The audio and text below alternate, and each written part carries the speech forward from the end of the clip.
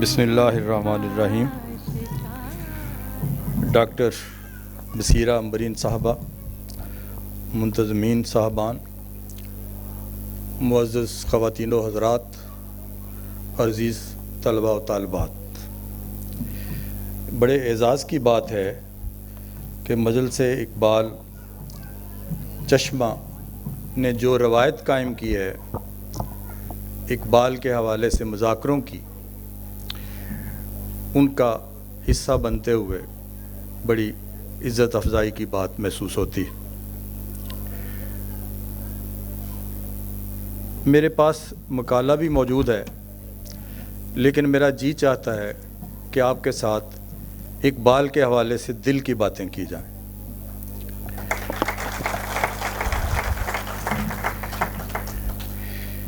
ہم بہت خوش قسمت لوگ ہیں۔ پہلی خوش قسمتی ہماری یہ ہے کہ ہم قوم رسول ہاشمی کے فرد ہیں، اور یہ ایک اتنی بڑی تہذیبی روایت ہے کہ جس کے اندر اپنے اندر کے خیر کی نشو و نما کے لیے معروضی حالات بڑے موافق ہو، کیونکہ ایک پورا تہذیبی پس منظر ہماری مدد کو ہر وقت موجود رہتا۔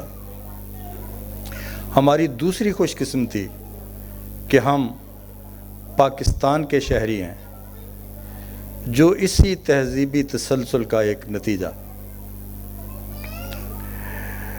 قائد اعظم کا وہ جملہ یاد آتا ہے کہ پاکستان اس روز بن گیا تھا جب پہلا ہندوستانی مسلمان ہوا تھا۔ ایک خاتون تھیں ڈاکٹر کنیز یوسف، جو قائد اعظم یونیورسٹی کی وائس چانسلر بھی رہیں اور پھر ہسٹری کمیشن کی چیئر پرسن بھی رہیں۔ انہوں نے کہا کہ میں تاریخ پاکستان لکھوانا چاہتی ہوں صحیح تو میری مدد کے لیے متعلقہ موضوعات پر گفتگو ہوتی رہنی چاہیے۔ تو انہوں نے ایک اسلام آباد تھنکرز فورم بنایا۔ تو اس میں پہلے روز ہی جو پنڈی اسلام آباد کی کریم لوگ تھے، انٹلیکچوئل بیٹھے ہوئے تھے، تو فتح محمد ملک اور میرے سوا باقی تمام نے، اور کنیز یوسف کے سوا، کچھ تشکیل پاکستان کے بارے میں نیگیٹو باتیں کی۔ میں نے سوال اٹھایا، میں نے کہا جی اگر یہ تاریخ ہم لکھوائیں گے تو آئندہ نسلوں میں حب الوطنی تو پیدا نہیں کر سکتے ہم، وہ تو احساس جرم پیدا کریں گے۔ تو کیا کوئی ایسا پوائنٹ ہے کہ ہم یہ کہیں کہ یہ ہماری کامیابی ہے، اچیومنٹ ہے؟ اس پر ڈاکٹر کنیز یوسف نے قائد اعظم کی طرح کا ایک کوزے میں دریا بند کرتا ہوا بلیغ جملہ کہا۔ انہوں نے کہا کہ میں تاریخ کی ادنا سی طالب علم ہوں، اور میں دیانتداری سے یہ سمجھتی ہوں کہ 1400 سال کے بعد یہ مسلمانوں کی دوسری بڑی کامیابی۔ کیا ہمارے دانشور پاکستان کے اس پوٹینشل کا سے آگاہی رکھتے ہیں؟ اس کا جواب ہے بالکل نہیں رکھتے، مگر قوم رکھتی ہے۔ پاکستانی قوم، پاکستانی عوام، جو علامہ اقبال اور قائد اعظم سے کی باتوں کے ساتھ جن کے دل دھڑکتے ہیں، وہ اس سے آگاہی رکھتے ہیں۔ اسی لیے آپ نے دیکھا کہ بڑے بڑے اہم جو نازک موڑ ہماری تاریخ میں آئے ہیں، ہمارے عوام نے جو فیصلہ دیا ہے وہ ہمارے انٹلیکچوئل سے بہت آگے کا فیصلہ۔ آپ کو پتہ ہے جب تشکیل پاکستان ہو رہی تھی تو ہمارا جو مسلمان ایلیٹ تھا وہ بہت زیادہ تر ترقی پسند تحریک سے وابستہ تھا اور اشتراکی نقطہ نظر کا حامل تھا۔ تو ان لوگوں کو 1946 تک، یعنی قرارداد بھی پاس ہو گئی 1940 میں، 1946 تک ان کو احساس نہیں ہوا کہ بر صغیر میں کوئی بڑا واقعہ ہونے جا رہا، اور مسلمانوں کا جو الگ تہذیبی تشخص ہے اس کی بقا کے لیے جو جدوجہد ہو رہی ہے اس کے کچھ معنی۔ تو مسلمانوں نے تو فیصلہ دیا۔ میں جو کہتا ہوں کہ عوام جانتے ہیں، عوام جناب آپ یہ بھی جانتے ہیں، آپ دیکھیں کہ پاکستان، پہلے تو علامہ اقبال نے جب بات کی پاکستان کی تو ان کو نہ صرف انگریز کا مقابلہ کرنا پڑا، نہ صرف ویسٹرن ماڈرنسٹوں کا مقابلہ کرنا پڑا، نہ صرف اشتراکیوں کا مقابلہ کرنا پڑا، بلکہ اپنے مسلمان علماء کا مقابلہ بھی کرنا پڑا، جو کہتے تھے کہ قوم جو ہے وہ وطن سے بنتی ہے، آپ کیا ایک نئے وطن کا مطالبہ کر رہے ہیں؟ تو علامہ اقبال کو بتانا پڑا کہ میں یہ بات کیوں کہہ رہا ہوں۔ اب اس کا پس منظر کیا ہے؟ اس کا تاریخی پس منظر تو یہ ہے، 2-3 مرحلوں میں ذرا جلدی بات کروں گا، تو اب مجھے آپ نیازی صاحب جب 35-40 منٹ ہو جائیں مجھے اشارہ کر دیجیے۔ آپ دیکھیں کہ یہ برِ صغیر میں یہ پاکستان جس بات کا اس تاریخی عمل کا ایک نتیجہ ہے، وہ عمل شروع کہاں سے ہوتا ہے؟ جب پہلا ہندوستانی مسلمان ہوتا ہے تو اس کا زاویہ نگاہ زندگی کے بارے میں بدل جاتا ہے، ایک نیا کلچر اس کے اندر نشو و نما پانا شروع کر دیتا ہے، اور اسلام جہاں جاتا ہے وہ 4 پہلوؤں سے عمل کرتا ہے اسلام۔ پہلا کام تو وہ یہ کرتا ہے کہ کسی بھی نئی جگہ پر، نئے ملک میں جو چیزیں بین الاقوامی سطح پر اس قوم کے اندر اللہ تعالیٰ نے جو ضمیر رکھا ہوا ہے، میں نے اچھائی اور برائی کا شعور وحدی طور پر انسان کو دے رکھا، اس وحد کے نتیجے میں جو اچھائیاں موجود ہوتی ہیں معاشرے میں، کلچر میں، ان کو ایز اٹ از قبول کر لیتا۔ یہ پہلا کام اسلام کرتا ہے۔ دوسرا کام یہ کرتا ہے کہ جن ثقافتی روایات یا تہذیبی روایات کے اندر کچھ تھوڑی بہت امینڈمنٹ کر کے انہیں اسلامائز کیا جا سکتا ہے، ان کی ایڈیٹنگ کر لیتا۔ جیسے برِ صغیر میں ہم نے موسیقی کی ایڈیٹنگ کر کے اسے قوالی بنا لی۔ تیسرا کام وہ یہ کرتا ہے کہ جن کے ساتھ بالکل مفاہمت نہیں ہو سکتی، جو اسلام کی مرکزی تصورات کے خلاف چیزیں ہوتی ہیں، ان کی نفی کر دیتا ہے۔ جیسے ستی کی رسم، جو مسلمان ہوئے برِ صغیر میں ہندو، انہوں نے ستی کی رسم ختم کر دی۔ وہ گائے کی پوجا کرتے تھے، انہوں نے گائے کا گوشت کھانا شروع کر دیا۔ وہ ذات پات پر بلیو کرتے تھے، ذات پات کو انہوں نے چھوڑ دیا۔ تو یہ، اور ایک چوتھا مرحلہ بھی ہے۔ چوتھا مرحلہ یہ ہے کہ نئی ثقافتی مظاہر پیدا کرتا ہے۔ اگر میں صرف اس بات پر آپ کو کبھی لیکچر دوں کہ تشکیل پاکستان کے بعد ہم نے منفرد اور امتیازی ثقافتی مظاہر کتنے پیدا کر دیے ہیں، تو اس پر 1-1.5-2 گھنٹے کا میں آپ کو لیکچر دے سکتا ہوں۔ لیکن اب جو میرا موضوع ہے وہ تشکیل پاکستان۔ اس کے لیے پہلا مسئلہ پیدا ہوا دین الہی سے۔ دین الہی میں اکبر نے حکومت کو آسان بنانے کے لیے کہا کہ ہندوؤں اور مسلمانوں کی روایات کو ملا کے کوئی ایک دین بنا لیا جائے۔ تو سید مجد الف ثانی کی آواز اٹھی کہ مسلمانوں کا اجتماعی تشخص جو ہے وہ کسی دوسرے اجتماعی تشخص میں گم نہیں ہو سکتا۔ تو آپ یہ دیکھیں کہ بادشاہت کے زمانے میں جب اتھارٹی بادشاہ کے پاس ہوتی ہے، جدھر بادشاہ کا رخ ہوتا ہے سب کا ادھر رخ ہو جاتا ہے۔ اس زمانے میں عوامی تحریک فتح ہوئی اور اس نے فتح پائی اور مجد الف ثانی کامیاب ہوئے، اکبر کا دین الہی فیل ہو۔ دوسرا مرحلہ آیا ہمارے انٹلیکچوئلز کو، میں نے بتایا نا کہ ہمارے کٹے ہوئے ہیں ہمارے اجتماعی بہاؤ سے، وہ اورنگزیب عالمگیر کے مقابلے میں دارا شکوہ کو زیادہ یاد کرتے ہیں ہمارے انٹلیکچوئلز، اور یہ بھول جاتے ہیں کہ بادشاہتوں کے زمانے کا ڈائنامزم یہ ہوتا ہے کہ بادشاہ کمزور ہوتا ہے تو اس کی اولاد میں تخت نشینی کی جنگ ہوتی ہے، جو سروائیول آف دا فٹسٹ ثابت کرتا ہے وہ کامیاب ہوتا ہے۔ تو اورنگزیب عالمگیر کا پیریڈ لانگیسٹ پیریڈ ہے 75-74 سال کے قریب، تو اس نے ثابت کیا۔ دارا شکوہ وحدت الوجودیت والا بندہ تھا، اچھا مطالعے والا ہوگا، ہم اس کے علم پر کوئی تنقید نہیں کرتے، لیکن وہ جو منطق چل رہی ہوتی ہے اس میں تو اسی نے سروائیو کرنا ہے جو اس میں فٹ ہو سکتا ہے۔ تو کیا دارا شکوہ نے جنگ نہیں لڑی اورنگزیب عالمگیر کے خلاف؟ تو اگر لڑی ہے تو پھر ناکام ہوا ہے نا۔ تو اس لیے دوسرا مرحلہ یہ ہوا اورنگزیب عالمگیر جو مسلمانوں کے الگ تشخص کا جو رکھتا تھا یقین اس پر، وہ کامیاب ہوا عوام کی مدد سے۔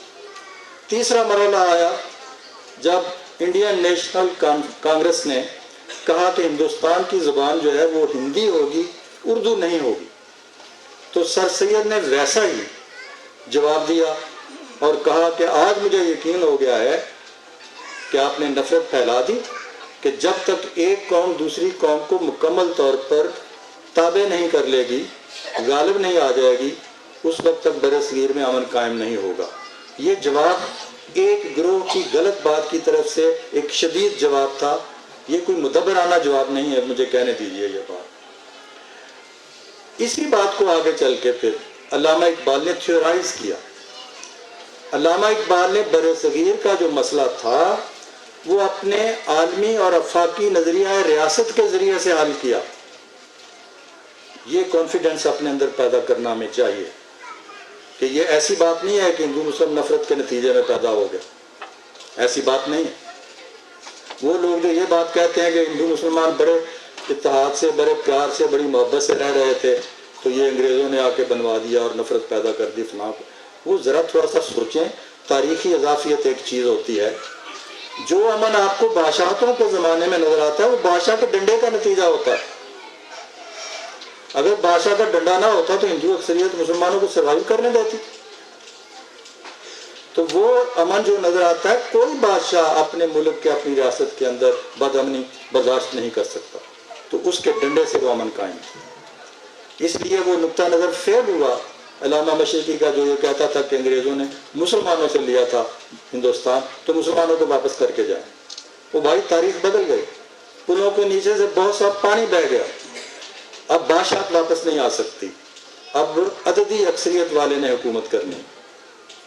تو عددی اکثریت والے نے جب حکومت کرنی ہے تو یہ مسئلہ پیدا ہوا۔ اگر مسلمان 2-4% ہوتے ہندوستان میں تو کیا یہ تو 2 نیشن تھیوری کا مسئلہ پیدا ہوتا؟ یہ ہو ہی نہیں سکتا تھا۔ یہ پیدا ہی اس لیے ہوا کہ اتنی بڑی یہ جمہوریت تھی اور پھر قدرت نے یہ انتظام کر رکھا تھا کہ کچھ علاقوں میں یہ بہت مرتکز تھے، بہت بڑی تعداد میں تھے۔ یہ بھی ہمارے اوپر سوال اٹھایا جاتا ہے نا کہ ہندوستان میں رہ جانے والے مسلمانوں کا کیا ہوا، اس کا بھی میں جواب دوں گا۔ یہ بھی سوال اٹھایا جاتا ہے کہ اقبال نے وطنیت کی مخالفت کی، جغرافیائی وطن کی، اور وطن ہی مانگا، اس کا بھی جواب دوں گا۔ تو آپ یہ دیکھیے کہ علامہ اقبال جب باہر تھا تو اس نے قومیتی ریاستوں کو قریب سے دیکھا، اور پھر اقبال کی زندگی میں آپ نے دیکھا پہلی جنگ عظیم بھی ہوئی، تو اقبال نے یہ محسوس کیا کہ اتنے لمبے سفر کے بعد انسانی تاریخ نے ریاست کا ایک ادارہ ایوالو کیا ہے، بڑی اچیومنٹ ہے انسانوں کی، مگر یہ ادارہ کیا صرف زبان پر، کیا صرف نسل پر، کیا صرف رنگ پر، اور کیا صرف جغرافیہ پر استوار ہونا چاہیے؟ یہ ان میں سے کوئی ایک بات مقصد نہیں ہے، یعنی مل جل کر رہنے کا کوئی منشور ہونا چاہیے نا، ریاست کے لیے کوئی منشور ہونا چاہیے۔ تو اس لیے علامہ اقبال نے کہا کہ ریاست کو کسی اعلیٰ معاشرتی عمرانی معاہدے پر استوار ہونا چاہیے، اور اس کے پیچھے ایک تہذیبی پس منظر بھی موجود ہونا چاہیے۔ چنانچہ نظریاتی ریاست کو علامہ اقبال نے بہت پسند کیا، اور اس وقت سوویٹ روس جو تھا وہ ایک نظریاتی ریاست تھی۔ تو اقبال نے اشتراکیت کے اور اسلام کے اندر بہت ساری مماثلتیں دیکھی، سوائے اس کے کہ اس نے کہا کہ اشتراکیت جمع خدا مساوی اسلام۔ اقبال نے یہ دیکھا کہ یہ اشتراکیت کیا کہتی ہے، from every one according to his capabilities and to every one according to his needs, اور اسلام کیا کہتا ہے کہ اے رسول تجھے یہ پوچھتے ہیں اللہ کی راہ میں کیا دیں، انہیں کہو کہ ضرورت سے زیادہ جو ہے دے دیں۔ تو اگر علامہ اقبال یہ تصور رکھتے ہوں کہ ہمیں اس کل الافق والی آیت کو کانسٹیٹیوشنلائز کرنا چاہیے، اس کی آئین سازی کرنی چاہیے، اگر ہم یہ شرط لگا سکتے ہیں کہ اس کالونی میں 2 منزلہ سے اوپر عمارت نہیں ہو سکتی، تو انسان کا حق ہم نے سلب کیا نا۔ اسٹیٹ کو یہ حق ہے نا کہ وہ کہے کہ نہیں ہونی چاہیے، آلودگی ہوتی ہے، فلاں ہوتا ہے۔ تو کیا اسٹیٹ اجتماعی کسی معاشرے کی فلاح کے لیے یہ نہیں کہہ سکتی کہ ایک کنبے کے پاس صرف ایک گھر ہونا چاہیے، اور یہ نہیں کہہ سکتی کہ ایک کنال سے زیادہ نہ ہو، فلاں سے کہہ سکتی ہے؟ یہی کل الافق ہے کہ ضرورت سے زیادہ نہ رہے آپ کے پاس. خیر یہ الگ سے ٹاپک ہے، اس پر لمبی باتیں ہو سکتی ہیں. تو علامہ اقبال نے نظریاتی ریاست کا تصور دیا. ہمارے انٹلیکچوئلز بہت سارے ایسے ہیں. ابھی پچھلے دنوں ایک وزیر نے بھی یہ اسٹیٹمنٹ دی تھی کہ 2 اس وقت نظریاتی ریاستیں ہیں، ایک ہے اسرائیل اور ایک ہے پاکستان. اسرائیل کسی معنی میں نظریاتی ریاست نہیں ہے، وہ کہ انتہائی پریمیٹو، قدیم اور دقیانوسی تصور پر قائم ہے. وہ تصور کیا ہے؟ مقدس نسلیت. نظریہ کیا ہوتا ہے؟ نظریہ ہوتا ہے کہ جو آپ کا نظریہ ہے، آپ کہیں گے پوری دنیا اس کے اندر آ جائے، اس نظریے کی بن جائے. دن ہے کہ زمانے کی نگاہوں میں بسا دیں. تصویر لیے پھرتے ہیں ایک اپنی نظر میں. انسان یہ چاہتا. ایک کرسچن یہ چاہے گا ساری دنیا کرسچن ہو جائے. ایک بدھسٹ چاہے گا ساری دنیا بدھسٹ ہو جائے. تو یہ کیسا نظریہ ہے کہ جس میں سوائے یہودی نسل کے کوئی بندہ شامل نہیں ہو سکتا؟ تو نظریہ نہیں ہے. لہذا اپنے آپ کو یہ بھی درست کرنا چاہیے کہ سوویت رشیا نظریاتی ریاست تھی، اپنی کچھ کنٹراڈکشن سے ختم ہو گئی، فیل ہو گئی. اور آج آپ یہ دیکھیں، اقبال نے ہمیں یہ بھی سمجھانے کی کوشش کی تھی، یہ ضمنی باتیں بھی ساتھ آ جاتی ہیں. اقبال نے کہا تھا کہ اسلام جو ہے یہ ان معنوں میں مذہب نہیں ہے جن معنوں میں انسانیت نے کرسچینٹی کا تجربہ کیا ہے. کرسچینٹی کا سیاسی میدان میں تجربہ کیا ہے؟ پاپائیت کی ڈومینیشن کا تجربہ. کہ ایک عیسائی مولویوں کا گروہ یہ کہے کہ ہمارا اللہ تعالیٰ کے ساتھ خاص رابطہ ہے، ہماری اطاعت کرو. اقبال کہتا ہے اسلام میں نہ پاپائیت کبھی تھی، نہ ہے، نہ ہو سکتی ہے. یہ چھوٹا چیلنج ہے پوری دنیا کو. اور وہ ایک لفظ کہتا ہے جو آج تک ہمارے انٹلیکچوئل کو سمجھ نہیں آ سکی بات. وہ کہتا ہے اسلام ایک مسلسل معاشرتی تحریک کا نام ہے. اب اقبال کی اس دوسری بات کا ثبوت پاپائیت کا تو آپ کو پتہ ہے، تاریخ شاہد ہے کہ مسلمانوں میں پاپائیت کبھی نہیں رہی.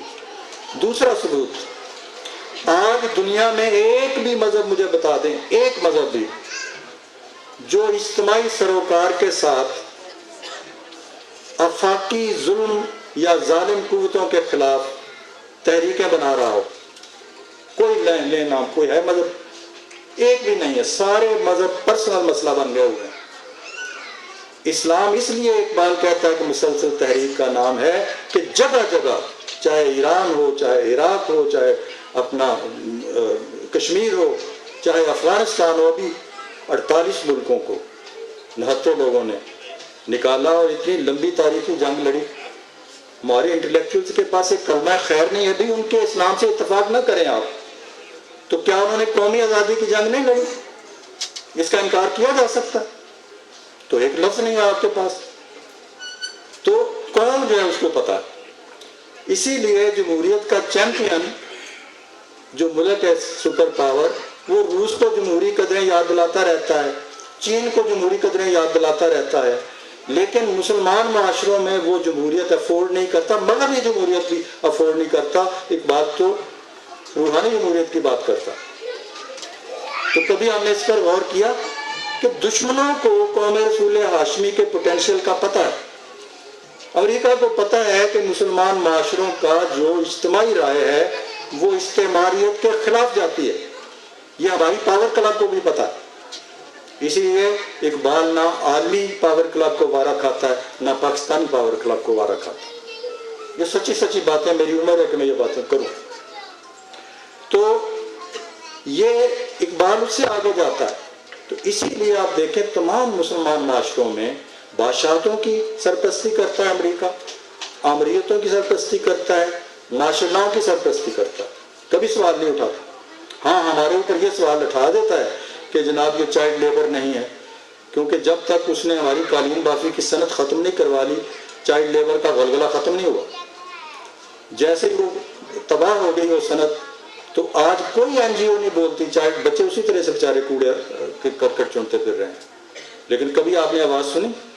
تو یہ جو میلا فائڈی ہے عالمی پریس میں اور ان کی ترجیحات میں جو ڈبل سٹینڈرڈز ہیں، تو اس سے سمجھنے کی کوشش کریں. اور جو ہمارا گہراؤ کیا جاتا ہے، سچا اشتراکی یہ بات سمجھتا ہے. میں نے خود اپنی آنکھوں سے ٹیلی ویژن پر دیکھا اور کانوں سے سنا کہ ہندوستان کے اشتراکی پارٹی کے سربراہ نے یہ کہا کہ ہمیں نظریاتی اختلاف ہو سکتا ہے، مگر جو عالمی استعمار کے خلاف جو جد و جہد افغانستان میں اور عراق میں ہو رہی ہے ہم اسے سلوٹ کرتے ہیں۔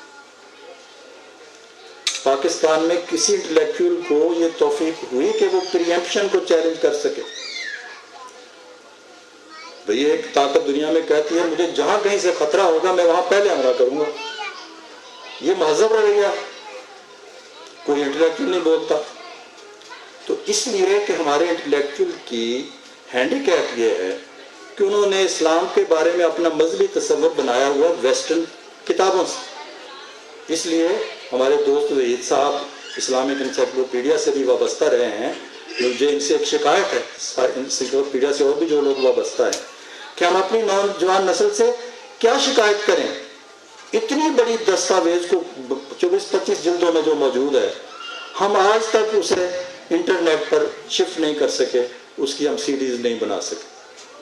تو اب ہماری پچھلے 20-25 سالوں سے ہماری جو نئی نسل ہے ان کا سورس ویسٹ ہے، ہم نے ایسٹرن سورس انہیں مہیا ہی نہیں کیا کہ ان سے ہم کیا شکایت کریں۔ تو علامہ اقبال نے، جناب میں پھر واپس آتا ہوں، کہ علامہ اقبال نے بر صغیر کا حل اسی میں دریافت کیا اپنے آفاقی نظریہ ریاست میں۔ اس نے کہا انگریز یہاں سے چلے جائیں گے، یہاں دو قومیں ہیں جو دو تہذیبوں کا پس منظر رکھتی ہیں، جو دو نظام رکھتی ہیں، جن کے دو نظریات ہیں، جن کی دو تاریخیں، تو اس لیے یہاں روز کے جھگڑوں کو سے نجات پانے کے لیے وہ بھی اپنے نسب العین کے مطابق زندگی بسر کریں، ہم بھی اپنے نسب العین کے مطابق بسر کریں، تو تشکیل پاکستان اسلامی تہذیبی تشخص کے بقاء و سلامتی اور نشو و نما کا شاخسانہ ہے۔ یہ ہمیں ذہن میں رکھنا چاہیے۔ یہ جو برتر تصور ہے اور نسب العین ہے پاکستان کا، اس سے نیچے کسی بات پر مفاہمت نہیں ہو سکتی۔ اسی لیے منیر نیازی نے یہ کہا تھا، تو بھی ہے ہجرت کدا شہر مدینہ کی طرح، ہم نے بھی دہرائی ہے ایک رسم آبا کی طرح، اے جلال حق کے مظہر اے جمال احمدی تجھ پر سلام، اے وطن اے عالم اسلام کی تابندگی تجھ پر سلام۔ بیٹھ جائے سایہ دامان احمد میں منیر، اور پھر سوچیں وہ باتیں جن کو ہونا ہے ابھی، فروغ اس میں محمد و بستیوں میں منیر، قدیم یاد نئے مسکنوں میں پیدا۔ یہ منیر نیازی کہہ رہا، اور مجید امجد کہتا ہے وطن چمکتے ہوئے کنکروں کا پتھروں کا نام نہیں، یہ تیرے جسم تیری روح سے عبارت ہے۔ تو ان شاعروں کے باطن میں پاکستان کا وہ تشخص ہے جو ہمارے تہذیبی تسلسل سے نکلتا، تو یہ ہمیں اپنے پیش نظر رکھنا چاہیے۔ ہندوؤں میں پریم چند تھے جو اپنی فکری تہذیبی روایت کو لے کر چل رہے تھے، اور مسلمانوں میں یہ اقبال تھے۔ اقبال نے ترقی پسندوں سے پہلے ایک کمپریہنسو جامع ترقی پسندانہ نظریہ سازی کر دی تھی، مگر ہمارے میں سے کہا کرتا ہوں کہ اقبال نے اسلام یعنی مذہب مولویوں سے چھین لیا تھا، ہمارے ترقی پسند دانشوروں نے مولویوں کو واپس کر دیا، مگر ہماری قوم نے مولویوں کو واپس نہیں کیا۔ اس کا ثبوت کیا ہے؟ اس کا ثبوت یہ ہے کہ پاکستان میں ماشاء اللہ کیوں لگتے ہیں، انڈیا میں کیوں نہیں لگتے، بہت ساری اور وجوہات ہیں، لیکن ایک بڑی وجہ میں آپ کو بتاتا ہوں۔ اسلام کی قدریں اتنی ڈائنامک ہیں کہ جہل سے جہل مولوی دور دراز دیہات میں بھی یہ بتا جاتا ہے، اسے نہیں پتا ہوتا میں کتنی بڑی انقلابی بات کر رہا ہوں، وہ یہ بتا جاتا ہے کہ فرات کے کنارے کتا بھی بھوکا مرے تو اس کا ذمہ دار حکمران ہوتا۔ یہ تھیمز ہیں، اسلام کے تصورات ہیں ریڈیکل، جن سے آپ کی پاور کلب ڈرتی ہے۔ 2-4 سال جمہوریت جو ہے آپریٹ ہوتی ہے تو ایوان اقتدار میں پاور کلب کے ایوانوں میں زلزلہ آنا شروع ہو جاتا ہے، انٹرنیشنل بھی آنا شروع ہو جاتا ہے۔ تو اقبال کے افکار کو جو تعبیر دینے لگتا ہے کوئی شخص یا کوئی قیادت، ہم اسے مار دیتے ہیں، عالمی استعمار بھی خوش ہوتا ہے اور ہمارا اپنی پاور کلب بھی خوش ہوتی ہے۔ تو اس لیے ماشاءاللہ لگتا ہے کہ وہ جو بیداری پیدا ہو چکی ہوتی ہے، جنہوں نے آپ کے لیڈروں کے گلوں میں رسیاں ڈالنی ہوتی ہیں اگلے الیکشنوں میں، اس سے پہلے یہ ہوتا ہے کہ آ جاتا ہے ماشاء اللہ اور وہ خانوں کو لیتا ہے، چودھریوں کو لیتا ہے، سرداروں کو لیتا ہے، وڈیروں کو لیتا ہے اور سٹیٹس کو پھر مضبوط کر دیتا ہے۔ ورنہ وہ جو قوم کی مصلحت اور قوم کی اصلاح کے نقطہ نظر سے آتے ہیں تو وہ قوم کے لٹیروں کو کیوں لیتے ہیں اپنے ساتھ؟ تو اس کا مطلب ہے کہ وہ پھر دوبارہ وہی سسٹم مضبوط کرتے ہیں۔ تو یہ مسلمانوں کی جمہوریت ہے، اور اقبال کو یہ حدیث یاد تھی کہ میری امت گمراہی پر متفق نہیں ہوتی۔ اس کا ایک مطلب یہ ہے کہ ہمارا اجتماعی فیصلہ گمراہی نہیں ہوتا۔ دوسرا مطلب اس کا یہ ہے کہ اگر غلط بھی ہو تو اسے گمراہی نہیں کہا جائے۔ دوسری حدیث اقبال کو جو بہت زیادہ پسند تھی وہ یہ تھی کہ مسلمانوں کے یہاں جو اجتماعی فیصلہ ہوتا ہے اس میں اللہ میاں کی برکتیں شامل ہو جاتی ہیں۔ دوسرا یہ تھا۔ تو اس لیے اقبال تو کہتا ہے اسپرچل ڈیموکریسی، تو ہمیں تو ویسٹرن ڈیموکریسی بھی نہیں ملتی۔ تو اسپرچل ڈیموکریسی میں اس کے باوجود عوام کی جیت یہ ہے کہ ہم نے قرارداد مقاصد آئین میں شامل کرائی ہوئی ہے۔ یہ بالکل پاور کلب کی مرضی کے خلاف ہوئی ہوئی۔ ابھی سیکولر ہمیں کیا کہتے ہیں؟ وہ کہتے ہیں اسلامی جمہوریہ پاکستان کے ساتھ سے اسلام کا لفظ ہٹا دو۔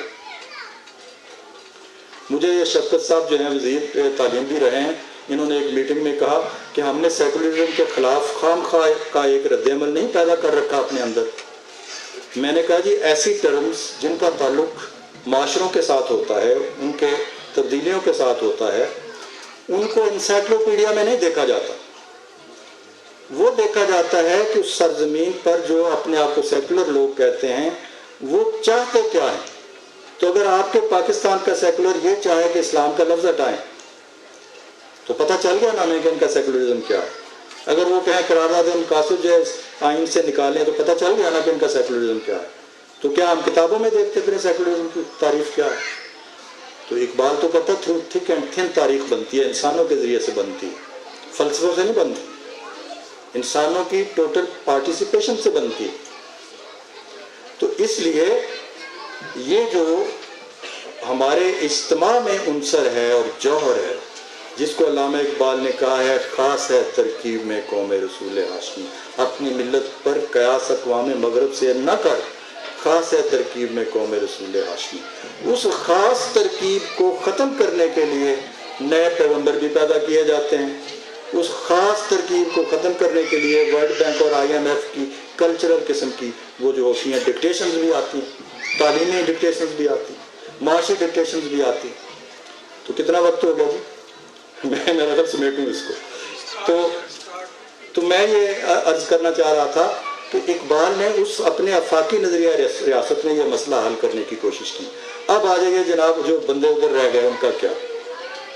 وہ ہم سے زیادہ ذہین تھے۔ ان لوگوں کو یہ پتہ تھا کہ جو ملک نیا بنے گا ہم نے اس میں کبھی نہیں جانا، لیکن وہ اس بات سے آگاہ تھے کہ بر صغیر میں ایک آزاد مسلم ریاست کا کیا معنی ہوتا ہے۔ وہ ملت کی جو تاریخ ہے اس کے اس معنی سے وہ لوگ آگاہ تھے۔ انہوں نے کہا تھا ہماری اللہ ہمارا کرے گا حفاظت، مگر ایک مسلمانوں کی ریاست بن جانی چاہیے۔ اچھا پھر یہ بھی کہا جاتا ہے آپ کو کہ اس پاکستان لاگو ہو گیا تو جناب وہ تو 2 نیشن تھیوری ختم ہو گئی۔ وہ بھائی آپ کو یہ پتہ ہے کہ جب قرارداد پاس ہوئی تھی اور اقبال نے جب خطبہ پڑھ دیا تھا 1930 والا تو اس میں بھی ریاستیں کہا تھا۔ تو کسی ہندو پریس کے آدمی نے یہ کہا کہ آپ اپنے آپ کو ایک قوم کہہ رہے ہیں تو ریاستیں کیوں مانگ رہے ہیں؟ کسی نے کہا؟ تو اس کا مطلب ہے کہ آپ کا دشمن سمجھتا تھا کہ یہ چاہے 10 قومیں بنائیں اور ریاستیں بنائیں، یہ قوم ایک ہی ہے۔ تو وہ بر صغیر کی قوم تھی۔ اب میں آپ کو یہ کنسیپٹ بھی کلیئر کروں کہ ایک تہذیبی قومیت ہے ہماری جو پورے مسلمانوں کی ایک ہے، وہ ہے ہم محمدی ہیں۔ دوسری ہمارا قومی تشخص ہے جو الگ الگ ہماری تاریخی روایات سے بنتا ہے، اسلامی ترکی کلچر، اسلامی پاکستانی یونٹ، اسلامی ایرانی یونٹ اور اسلامی عراقی یونٹ۔ اس طرح سے اس بات کو سمجھنے کی کوشش کریں۔ بم ہم نے بنایا تھا نا، تو ہم نے تو اسے اسلامی بم نہیں کہا تھا، دشمن کو پتا ہے یہ بم اسلامی ہے. ہمارے انٹلیکچوئلز کہتے ہیں کہ جی امت مسلمہ کیا ہوتی ہے, وہ تو کوئی چیز ہی نہیں ہے. تو اگر نہیں ہوتی تو یہ اسلامی بم کہاں سے آ گئے؟ اچھا, اسی طریقے سے میں جمہوریت کے بارے میں اقبال کے تھوڑا سا کلیئرٹی آپ کو کر کے پھر میں اجازت چاہتا ہوں. علامہ اقبال جمہوریت کے مخالف بھی ہیں اور جمہوریت کی حمایت میں بھی باتیں کرتے ہیں. تو وجہ کیا ہے؟ اقبال یہ کہتے ہیں کہ جب جمہوریت کو آپ فلسفہ حیات بناتے ہیں, نظریہ حیات بناتے ہیں, اور زندگی کی ہر قدر کا فیصلہ اکثریتی رائے سے کرنا چاہیں, حلال اور حرام کا بھی اکثریتی رائے سے فیصلہ کرنا چاہیں, تو میں اس کے خلاف ہوں, کیونکہ یہ فیصلہ انسان نہیں کر سکتا. تو یہی فرق ہے کہ اقبال نے اسپرچل ڈیموکریسی کی بات کی. اس نے کہا کہ ہماری جو قرآن و سنت میں قدریں موجود ہیں وہ ہمیشہ کے لیے ہمیں ان کے اندر رہ کر انٹرپریٹ کرنا, یہ ہے روحانی جمہوریت. تو اس سے اقبال اختلاف نہیں کرتے, اس کو پروموٹ کرتے ہیں. البتہ جمہوریت میں کئی نقص ہیں. ابھی تک انسانوں نے جو سسٹم دریافت کیا ہے وہ سب سے جو بہترین سسٹم اور لیٹسٹ سسٹم ہے وہ جمہوریت ہے. آپ کا کام یہ ہے کہ اس میں اصلاح کریں, اس کی ٹرمنگ کریں. مثلا اگر کوئی یہ اعتراض جمہوریت پر کرے کہ یار یہ کیا بات ہے کہ 51% لوگوں کو حق حاصل ہے کہ 49% کو اپنی مرضی کے مطابق چلائیں, تو یہ جینوئن اعتراض ہے. اس کے اندر آپ امینڈمنٹ کریں اور اس کو امپروو کریں. تو علامہ اقبال مسلمان معاشروں میں جمہوریت کا اس لیے شرح صدر کے ساتھ قائل ہے کہ وہ سمجھتا ہے کہ یہ بحثیت مجموعی کبھی گمراہی پر متفق نہیں ہوتی. تو اسی طریقے سے اب وہ مسئلہ کہ اقبال نے وطن کی مخالفت کی اور وطن ہی مانگا, تو اس کی سیدھی سی بات یہ ہے کہ اقبال کوئی پاگل تھا, کوئی فاتر العقل آدمی تھا. وہ آپ کو بتا یہ رہا تھا کہ ترجیحات متعین کرے. ترجیحات جغرافیہ نہیں ہے, ترجیح نسب العین ہے. جغرافیہ کو نسب العین کے تابع کرے, جیسے سوویت رشیا نے جغرافیہ کو نسب العین کے تابع کیا. تو یہ ہے اس کا مطلب, پرائرٹی قائم کرنی ہے آپ نے, ورنہ خلا میں تو نہیں. کوئی کام کی کوئی نظریہ آپ چاہتے ہیں انسانوں کے درمیان نافذ کرنا, تو کوئی ایریا تو ہوگا نا جس میں کریں گے آپ. تو اس لیے اس کو ترجیحات میں دیکھیں کہ وہ جغرافیہ کو آئیڈیل نہیں بناتا, جغرافیہ کو آئیڈیل کے تابع کرتا. تو بہت بہت شکریہ. انشاءاللہ پھر باقی باتیں جو رہ گئی ہیں پھر کبھی کریں گے.